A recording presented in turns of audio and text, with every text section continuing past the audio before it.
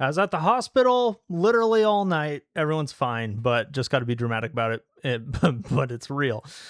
And so today's topic is going to be whatever I want to talk about, which is, I guess, every video. But some videos are more for you, and then some videos are more for me. And every YouTuber loves to talk about YouTube because it's YouTube and a YouTuber's on YouTube. And so here we are. Here's me talking about YouTube. Should you start an MTG focused YouTube channel in the year of our Lord 2026? And the answer is, if you want to, but I'll get into some of my thoughts, because the thing is, this was the inspiration for me starting a YouTube channel, which, by the way, has been incredibly successful. And that isn't just me patting myself on the back. I just want to take a moment of kind of humility in recognizing how incredible it is that you're watching my video right now. Thank you. Thank you for watching my video right now. And I don't take it for granted. It's been incredible. And I set out to do this not because I thought it was necessarily going to be incredibly successful like it has been, but because I thought that it would be fun, which it was. And that's the thing, is that if it's a fun thing, if it's something that you want to do for fun, it can be sustainable. Because we were talking about this the other day, about the different jobs that are out there and the supply and demand for that kind of labor. And YouTube is an example of something that people are willing to do for free. It is so fun that people are just willing to do it for free. If you're not willing to do it for free, you're at a huge disadvantage, because there's so many people out there that are. And because of that, the competition is such that it is hard to make money doing YouTube. So for me, when I started out day one, the idea was, well, okay, actually there's a couple ideas. One of them was, there's not enough Magic content. I wish I had, maybe I can pull up my chart thingy, but I want to create a better version of this chart that I'm about to share. But it's pretty, it gets the point across, which is just that there are many YouTubers in the Magic the Gathering space, but just like, oh boy, maybe I won't be able to find this. Oh wait, here we go. There are many YouTubers in the Magic Gathering space, varying levels of quality, and not just like the type of content they make, but like what they add to the community. And what I'm going to show you here are some of the top tier, cool, I don't know, just powerhouses of YouTube channels. So there's people like Louis with Kitchen Table TCG, or Rob with RNG Games, or I think it's Craig with Final Trade. People tell me every video, I'm like, I don't know the Final Trade guy, and people tell me, hey, it's Craig, and then I forget again. If it's not Craig, man, I'm messing up. Anyway, Rudy with Alpha Investments, Game Vitamins, Rob with RNG Games. What do these people have in common? They own game stores. And that makes them incredible assets. They have deep, interesting opinions based out of a wealth of experience, because they are living trading cards. They are living Magic the Gathering every day. The buying from distribution, the selling, they get to see the customers and what the customers are trading in from their personal collections.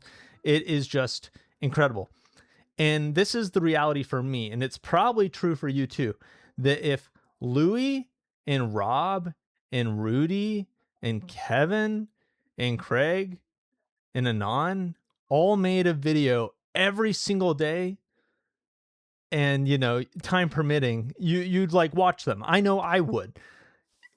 I love the videos. Like every video that these guys put out, I'm there, I'm just there. I'm going to watch it. And then there's other people too, like Joel R. Magic, or MTG Moxman, or Josh with Hometown TCG, or Meaty Magic. Anyways, a lot of these channels I feel similarly about, which is like, if they made more videos, I would be so happy. But they don't. A lot of these distro partner game store people, they don't make more videos for an obvious reason. They're busy. They're running their trading card empire business.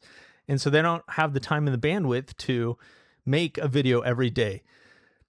Well, okay, so we've got a problem. the problem, and this is coming back to like my inspiration and origin for making a YouTube channel. The problem is there's not enough good content. There's not enough good content. And it's quite like reaching to say that somebody like me could fill that void. Because like I just established, is that there are tons of advantages to owning a card store when it comes to making content. I mean, your opinions, your experience, everything just feels so much more valuable. So, the problem is there's just not enough of it. Louis with Kitchen Table TCG isn't coming out with a video every day. And so my YouTube feed runs out and I'm like, what do I listen to? What do I watch? And so this was my thought process before. Things have changed a little bit now, I guess. But if that is true, then it's like, okay, there's this void, need for content, and why don't I try to fill it? I don't own a game store. I never will. I guess never say never, but I really enjoy Magic Finance, and I have some background in economics and strategy and research and data science, and so maybe I could make content for all of the addicts like myself out there that are just like, give me more Magic the Gathering content. I could help fill that void. And that's what I've tried to do. And honestly, it's been working. Go back to full screen me. It's been working. Like, people are watching my stuff in incredible ways. I mean, my watch hours are high. I won't get into all the nitty gritty or whatever. Unless you're a patron and you want to know, let me know if you're a patron. That's where I get into all the nitty gritty. But anyway, shout out to my patrons. But one of the nitty gritties I'll get into is that, YouTube's talking about changing the rules for what it takes to get monetized, where they're going to increase the watch hours and then they'll keep the subscriber count the same. And most people I've seen have been like, whoa, that's a big deal. But let's put it this way. If the watch hour requirement had doubled, but the subscriber count stayed the same, I still would have gotten monetized at the same time. My watch hours have been incredible. And once again, thank you. Thank you for watching. I don't take this for granted. But it's been incredible. It's been an incredible ride. And so the question is for you, should you make content for YouTube? And the answer goes back to what I said at the beginning, which is like, if you want to. But the second part of that, besides just you need to want to without being motivated by a money aspect. I mean, money can motivate you, but it can't be the reason you're doing it. Otherwise, it's just, you're going to get outcompeted by people who don't need money as an incentive to do it. So there's that side of things. And then there is what are you going to do to add to the community, right? Because the question is really like, is there still a gap in content? Is there still not enough content to fill the hole and the void that Magic YouTube watchers that are interested in the finance side are looking for? And to that, I would say absolutely yes. Now, that does not mean that you can just make a channel about anything. There are a lot. I've been spending a lot of time looking at smaller Magic finance related YouTube channels. And there's a lot of channels that are smaller than mine and bigger than mine that are less successful than mine. And when I say smaller, bigger, I really just mean like subscriber count. And I think it's just because they don't make enough videos. It's because they like, I don't want to, I don't want to throw shade, but like, if your videos aren't getting a lot of views, it's because the topics aren't that interesting. But that's not because there's a lack of interesting things to talk about. I have a list of ideas for videos, and I try to make a video every day. I have a list of ideas for videos, and it is big. And I could, like, for example, I mean, I think this video is going to be a banger, but, picture this. Understanding how lottery cards, how headliners, and how having special treatments impact the prices of collector booster boxes. I just haven't seen this being comprehensively done. It could be as simple as, does this collector booster box have a headliner card in it? Yes or no? And then just comparing prices. Like, how old is it? Does it have a headliner? What's the price?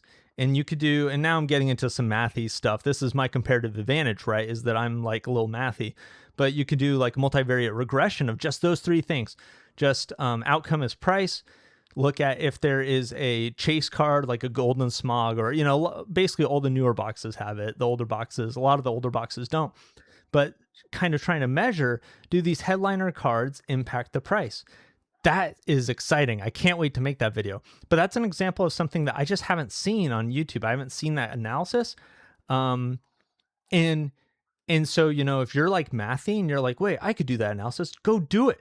Like, steal my idea, go make the video, and that'll be cool. I might still make a video. Well, I will still make a video. I'm going to try to make a video every day, but I might not talk about the same thing. I'll try to build on the work that you've done, but odds are I'm going to end up making that video before you do or whatever, but you get the idea. There's just so many ideas. There's so many questions in the world of Magic finance that need to be answered, and that can be answered in interesting ways and interesting videos. And so if you want to make content, absolutely, there's just infinite potential. So I say infinite potential. I mean, I'm sure there's some upper cap of like subscriber limit, somebody like the Professor or Pleasant Kenobi or Joel R. Magic that are much more